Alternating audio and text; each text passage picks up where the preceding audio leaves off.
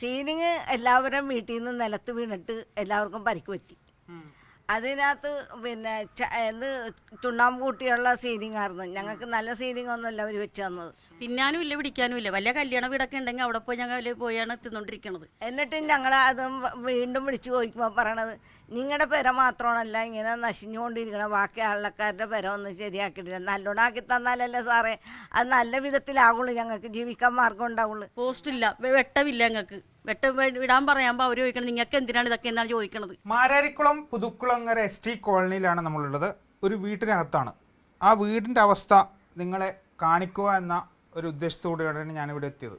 നമുക്കിത് വീട്ടിലേക്ക് കയറുമ്പം തന്നെ ഈ ഭാഗത്തിലൊക്കെ വിള്ളലുണ്ടായതായി നമുക്ക് കാണാൻ പറ്റും. ഈ വീട് ഇപ്പോൾ ബാക്ക് വശത്തേക്ക് ചരിഞ്ഞു നിൽക്കുകയാണ്. അതായത് നിർമ്മാണ തുടക്കത്തിൽ തന്നെ ഇതിൻ്റെ അശാസ്ത്രീയത വെളിപ്പെടുത്തുന്ന രീതിയിൽ തന്നെയാണ് ഇതിൻ്റെ ഒരു നിർമ്മാണം എന്നാണ് നമുക്കിത് മനസ്സിലാകുന്നത്. എന്ന് കാണാം, ഒരു വീടിൻ്റെ മെയിൻ കട്ടിലയാണ് ഇത്. ഒറ്റത്തൊടരെ തന്നെ അനങ്ങുന്നുണ്ട്. മാത്രമല്ല ഇതിനകത്തേക്ക് കയറുമ്പോൾ, വീടിനകത്തേക്ക് കയറുമ്പോൾ തന്നെ മുഴുവൻ വിള്ളലും അതുപോലെ നിറയെ പൊളിഞ്ഞ ഭാഗങ്ങളൊക്കെ തന്നെയാണ് നമുക്കിവിടെ കാണാൻ സാധിക്കുക. ഇവിടെ ഇപ്പോഴും കുടുംബങ്ങൾ താമസിക്കുന്നുണ്ടെന്ന് തന്നെയാണ് ഏറ്റവും പ്രധാനപ്പെട്ട കാര്യം. 3 പേരാണ് ഇവിടെ താമസിക്കുന്നത്, ഈ വീടിൻ്റെ ഉടമസ്ഥർ. ഇതുകൊണ്ട് ഈ വീട് ബാക്കിലേക്ക് ചെരിഞ്ഞു പോയതിൻ്റെ ഒരു ഇതാണ് നമ്മൾ കാണുന്നത്. ഇത് തറ ഇപ്പോൾ പുറകിലേക്ക് ചെരിഞ്ഞിരിക്കുകയാണ്. ഇവിടെ പാമ്പുണ്ടെന്നൊക്കെയാണ് ഇവർ പറയുന്നത്. പാമ്പിൻ്റെ മുട്ടകളൊക്കെ ഇവിടെയുണ്ട്. അതുകൊണ്ട് തന്നെ ഇത് ഇവിടെ ഇപ്പോഴും ഭക്ഷണം പാകം ചെയ്ത് കഴിക്കുന്നതുമുണ്ട്. അതായത് ഇത്രയും വലിയൊരു ദുരിതാവസ്ഥയിൽ തന്നെയാണ് ഇവർ ഈ വീട്ടിൽ കഴിയുന്നത് എന്ന് തന്നെയാണ്. നമുക്കിത് ഇവരോട് തന്നെ ഇതിൻ്റെ അവസ്ഥ എന്താണ്, ഇപ്പോൾ നിലവിലെ അവസ്ഥ എന്നതിനെ സംബന്ധിച്ച് നമുക്ക് ഇവരോട് തന്നെ ചോദിക്കാം. ചേച്ചി, എന്താണ് നിലവിലൊരു സാഹചര്യം? നിലവിലെന്ന് പറഞ്ഞാൽ 25 വർഷത്തിൽ കൂടുതലായി ഞങ്ങളുടെ വീട് വെച്ചിട്ട്.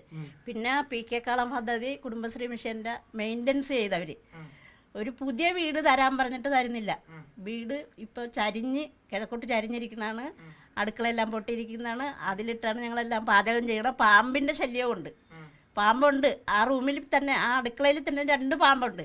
എന്നാലും ഞങ്ങൾ ഇവിടെ നിന്നെങ്കിലും പോയില്ല. ഞങ്ങൾക്ക് വേറെ കിടക്കാൻ സ്ഥലവും ഇല്ല. വീടെല്ലാം ചോരണതാണ്. അങ്ങനെയുള്ള ഒരവസ്ഥയാണ്. വഴിയില്ല. ഞങ്ങൾക്കൊരു പുതിയ വീട് വേണം. അതിന് വേണ്ടിയിട്ടാണ് ഞങ്ങൾ പറയുന്നത്. ആണുങ്ങളാരും ഇല്ലാത്തതാണ്. ഒരു വിധവയാണ്. ഒരു മോനുണ്ടായിരുന്നു, മരിച്ചുപോയി. എന്നാൽ ഭയങ്കര അവസ്ഥയാണ് ഞങ്ങളുടെ. ഇത് ഞാനിനി പറയാനെങ്ങും സ്ഥലമില്ല. ഇതുമായി ബന്ധപ്പെട്ട് ST പ്രൊമോട്ടറോടോ അല്ലെങ്കിൽ ഇതുമായി ബന്ധപ്പെട്ട് പ്രവർത്തിക്കുന്നവരോട് ആരോടും നിങ്ങൾ പരാതി പറഞ്ഞിട്ടുണ്ടായിരുന്നു? പ്രൊമോട്ടർമാരോട്, ഞങ്ങളുടെ റൈബിൻ്റെ പ്രൊമോട്ടർമാരോട് പറഞ്ഞ്, അല്ലാതെ PK കളം പദ്ധതിയുടെ കോർഡിനേറ്ററിനോട് പറഞ്ഞ്, പഞ്ചായത്ത് മെമ്പർ ഇവിടെ വന്ന് ഈ അവസ്ഥ കണ്ട് ഇപ്പോൾ പഞ്ചായത്തിൽ നിന്ന് പേപ്പർ മേടിച്ച് റൈബലിൽ കൊടുക്കാൻ പറഞ്ഞിരിക്കണം. പിന്നെ അത് ഞാൻ കഴിഞ്ഞ ദിവസം പോയി പഞ്ചായത്തിൽ, അവിടുന്ന് പേപ്പർ തരാമെന്ന് പറഞ്ഞിട്ടുണ്ട്. അത് മേടിച്ച് റൈബലിൽ ഓഫീസിൽ കൊടുക്കാൻ പറഞ്ഞിട്ടുണ്ട്. എന്താണ് അവസ്ഥയെന്നൊന്നും പറയാൻ പറ്റിയല്ല. ഞങ്ങൾക്കൊരു പുതിയ വീടാണ് ആവശ്യം. പേടിച്ചാണ് കിടക്കുന്നത്. എൻ്റെ പേരക്കുട്ടി കിടക്കുന്നത് എൻ്റെ അച്ഛൻ്റെ വീട്ടിലാണ്. എപ്പോഴാണ് വന്ന് വീഴുന്നെന്ന് പറയാൻ പറ്റില്ല. അങ്ങനെയുള്ള അവസ്ഥയാണ്. കഴിഞ്ഞ ദിവസമാണ് ഇതിൻ്റെ സീലിംഗ് അടർന്നു. കഴിഞ്ഞ ദിവസം സീലിംഗ് ഒരു മുറിയുടെ അത് വീണ് ആ മുറി ചോരുന്നാണ്. ഇപ്പോൾ ഒരെണ്ണം വിട്ട് വരുന്നത്. അങ്ങനെ ഏത് നിമിഷവും അത് വീഴും. അങ്ങനെയുള്ള അവസ്ഥയാണ്. ഈ വീട് ഞങ്ങൾക്ക് തന്നെ ഫസ്റ്റിലെ ഞങ്ങൾക്ക് കളം ഗ്രൂപ്പ് എന്നും പറഞ്ഞ് കുറച്ച് സാറന്മാർ ഇവിടെ വന്നിട്ട് ഞങ്ങളെ കടലാസൊക്കെ എഴുതി കൊണ്ടുപോയിട്ട് 5 ലക്ഷം രൂപയുണ്ട് നിങ്ങളുടെ പെരയൊക്കെ നല്ലോണം ശരിയാക്കാനെന്നും പറയണം അവർ വന്നത്. അവർ വന്നു കഴിഞ്ഞ ശേഷം ഞങ്ങൾ ഇതെന്താണെന്ന് അറിയാൻ പാടില്ലായിട്ട് ഞങ്ങൾ ഇവിടുത്തെ മെമ്പറെ വിളിച്ചിട്ടുണ്ടായി. അന്ന് സുനിതയായിരുന്നു ഞങ്ങളുടെ മെമ്പറിനെ വിളിച്ചപ്പോൾ മെമ്പറിനോട് പറഞ്ഞത് ഈ പെരയൊക്കെ നല്ലോണം പൂർത്തീകരിച്ച് കൊടുക്കാനാണ് അവർക്ക്. അതുകൊണ്ട് 5 ലക്ഷം രൂപ വെച്ചാണ് അവർക്കുള്ളത്. അത് കാരണം അവർ ഒപ്പിട്ട് തന്നാലേ ഇത് പിന്നെ ഞങ്ങൾ കൈ കടത്തുള്ളൂ ഇതിനകത്തൊന്നും പറഞ്ഞാണ് 5 ലക്ഷത്തിൻ്റെ ഒപ്പ് ഞങ്ങൾ ഇട്ട് കൊടുത്ത് എല്ലാവരും കൂടി. ഈ 7 വീട്ടുകാരും കൂടി 5 ലക്ഷം വെച്ചാണ് എഴുതി കൊടുത്തത്. അത് കഴിഞ്ഞ് വന്ന സാധനങ്ങളാണ് ഈ കുറച്ച് തേപ്പ്. പെര ഉണ്ടായതാണ് ഇവിടെ. വേറെ ഒന്നും ഞങ്ങൾക്ക് ചെയ്തേക്കണം, ഈ തേപ്പാണ് ചെയ്തേക്കണം. തേപ്പും ഈ ഇതും ഇട്ടിട്ടുണ്ട്. സീലിങ് എല്ലാവരും വീട്ടിൽ നിന്ന് നിലത്ത് വീണിട്ട് എല്ലാവർക്കും പരിക്ക് പറ്റി. അതിനകത്ത് പിന്നെ ചുണ്ണാമ്പ് കൂട്ടിയുള്ള സീലിംഗ് ആയിരുന്നു. ഞങ്ങൾക്ക് നല്ല സീലിംഗ് ഒന്നുമല്ല അവർ വെച്ച് തന്നത്. അതുകൂടാതെ ഞങ്ങളോട് പിന്നീട് വീണ്ടും ഇവർ വന്നിട്ട് ഞങ്ങളോട് എന്ത് വേണമെന്ന് ചോദിച്ചിട്ട് ഓരോ വീട്ടുകളിലെ പെരയൊക്കെ പൊളിച്ചിട്ടിട്ട് പഴയ സീറ്റ് തന്നെ പിന്നെയും കയറ്റൂരി. പിന്നെയും കയറ്റിയിട്ട് പിന്നെയും അവിടെ നിന്ന് ചോർന്ന് പെരയുടെ അകത്ത് കിടക്കാൻ വെള്ളം ഉണ്ടാവും. എന്നിട്ട് ഞങ്ങൾ അത് വീണ്ടും വിളിച്ചു ചോദിക്കുമ്പോൾ പറയണത് നിങ്ങളുടെ പെര മാത്രമാണല്ല ഇങ്ങനെ നശിഞ്ഞുകൊണ്ടിരിക്കണം, ബാക്കി ആൾക്കാരുടെ പെര ഒന്നും ശരിയാക്കിയിട്ടില്ല, നല്ലോണാക്കി തന്നാലല്ലേ സാറേ അത് നല്ല വിധത്തിലാവുള്ളൂ, ഞങ്ങൾക്ക് ജീവിക്കാൻ മാർഗം ഉണ്ടാവുള്ളൂ.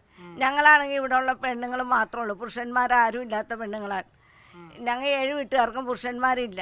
ഞങ്ങൾ എല്ലാവരും ജീവിക്കുന്ന ഒരു ജീവിതം തന്നെ ഞങ്ങൾക്ക് പച്ചയല്ല. ഞങ്ങൾ പച്ചമരുന്ന് പറിച്ചും ഉപജീവിത മാർഗം തേടിയാണ് ഞങ്ങൾ ജീവിക്കണം തന്നെ. പണ്ടേ വഴിയില്ല ഇവിടെ. ഇത് കണ്ട കറണ്ടിൻ്റെ ഇത് വന്നേക്കണ കമ്പി അത് തന്നെ അവർ ചെയ്ത് വെച്ചേക്കണതാണ്. ഞങ്ങളിവിടെ ബഹളം നടത്തിയിട്ടാണ് അതുപോലെ ഉണ്ടാക്കി വെച്ചത്. ഇതൊക്കെ ഞങ്ങളെ ഒരു വിധം അല്ലെങ്കിൽ ഒരു വിധം ഞങ്ങളെ നശിപ്പിച്ചുകൊണ്ടിരിക്കുന്നതാണ്. ഞങ്ങൾക്ക് ജീവിക്കാൻ വേറെ മാർഗമൊന്നുമില്ല. ഞങ്ങൾക്ക്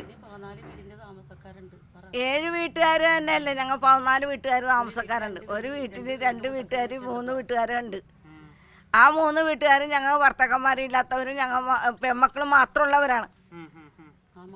ആ മക്കൾ ആർക്കും ഇല്ല ഇവിടെ. ജീവിതമാർഗം തന്നെ ഞങ്ങൾക്ക് വഴിമുട്ടിയിരിക്കുക. അതിൻ്റെ അകത്ത് ഞങ്ങൾക്ക് തൊഴിലുറപ്പ് എന്നും പറഞ്ഞ് ഞങ്ങൾക്ക് വന്നിട്ട് അതും ഞങ്ങൾക്ക് കൃത്യമായിട്ട് കിട്ടണില്ല, കൃത്യമായിട്ട് കാശും കിട്ടണില്ല. ആ പണിയില്ല. ഞങ്ങൾക്ക് എസ്റ്റിക്കാർക്ക് പണിയില്ലാണ്ട് ഞങ്ങൾ കിടന്ന് ആകെ വിഷമിക്കുന്നതാണ്. ഞങ്ങൾക്ക് വേറൊരു മറുപടി തിന്നാനും ഇല്ല പിടിക്കാനും ഇല്ല. വല്ല കല്യാണ വീടൊക്കെ ഉണ്ടെങ്കിൽ അവിടെ പോയി ഞങ്ങൾ പോയാണ് തിന്നോണ്ടിരിക്കണത്. ഞങ്ങൾക്ക് അല്ലാണ്ട് വേറൊരു പണി ഞങ്ങൾക്കൊന്നുമില്ല. ഞങ്ങൾ എവിടെ പോയി ജീവിക്കണമെന്ന് ഞങ്ങൾക്ക് തന്നെ അറിയാൻ പറ്റാണ്ട് ഞങ്ങൾ ഇരിക്കണത്. ഇതിനിടയിൽ കൂടി വഴിയില്ല. SNDP വഴി കൂടിയാണ് ഞങ്ങൾ നടക്കുന്നത്. ആ വഴി കൂടി വന്നാൽ തന്നെ അവർ കെട്ടിയടച്ച് കഴിഞ്ഞാൽ ഞങ്ങൾക്ക് വേറെ ഉപജീവനമൊന്നുമില്ല. ഇതിൻ്റെ ഉള്ളിൽ 7 വീടിന് ഇപ്പോൾ 14 വീടിൻ്റെ താമസക്കാരുണ്ട്. ആകെ ഞങ്ങൾക്ക് ഗതികെട്ട് ജീവിക്കണേ. ഇതെന്ത് ചെയ്യണമെന്ന് നിങ്ങൾ തന്നെ പറ. ഞങ്ങൾക്ക് വേറെ മാർഗ്ഗങ്ങളൊന്നുമില്ല, ജീവിക്കാൻ വേറെ മാർഗ്ഗങ്ങളും ഇല്ല. എല്ലാവർക്കും രോഗങ്ങളും കൈകാലുവേന, കൈകഴപ്പ്, ഹാർട്ടിന് എല്ലാത്തിനും രോഗങ്ങളാണ്. അങ്ങനെ എല്ലാം കൊണ്ടും ഞങ്ങൾ ആകെ അവശത പിടിച്ചേക്കുന്ന ആൾക്കാരാണ്. പോസ്റ്റില്ല, വെട്ടമില്ല. ഞങ്ങൾക്ക് വിടാൻ പറയുമ്പോൾ അവർ ചോദിക്കണത് നിങ്ങൾക്ക് എന്തിനാണ് ഇതൊക്കെ എന്നാണ് ചോദിക്കണത്. STക്കാർക്ക് എന്തോരം കിട്ടിയാലും മതിയാകില്ലെന്നാണ് അവർ പറയണത്. ഞങ്ങൾക്ക് ആകെ തന്നേക്കണത് വീടിൻ്റെ ഉള്ളിൽ സീലിംഗ് ഇടിഞ്ഞ് പൊളിഞ്ഞ് വീണ് അതും അങ്ങനെ അവശതയായി. അതിൻ്റെ ഉള്ളിൽ പാമ്പ് കയറി അതിൻ്റെ ഉള്ളിൽ കിടക്കണം. അതും ഞങ്ങൾ അവരോട് പറഞ്ഞിട്ട് അവർക്കൊന്നും നോക്കാനുള്ള നേരമൊന്നുമില്ല. അവർ ചോദിക്കണത് നിങ്ങൾക്ക് ഇനി എന്ത് തന്നം എന്നാണ് ചോദിക്കണത്. നിങ്ങൾക്ക് ഇത്രയും കിട്ടിയാൽ പോരേന്നാണ് അവർ ചോദിക്കണത്. ഞങ്ങൾ എന്ത് ചെയ്യണമെന്ന് ഞങ്ങൾക്ക് തന്നെ അറിയാൻ പാടില്ല. ഇത് ഞങ്ങൾ പലയിടത്തും കലക്ടറിന് വരെ ഞങ്ങൾ പരാതി കൊടുത്ത് മന്ത്രിക്ക് കടലാസ് ഞങ്ങൾ വിട്ടിട്ടുണ്ട്. ഇനി എന്താ ചെയ്യണമെന്ന് ഞങ്ങൾക്ക് അറിയാൻ പാടില്ല സാറേ. ഇതിൽ നിന്ന് ഒരു നടപടി ഞങ്ങൾക്ക് ഉണ്ടാകണം.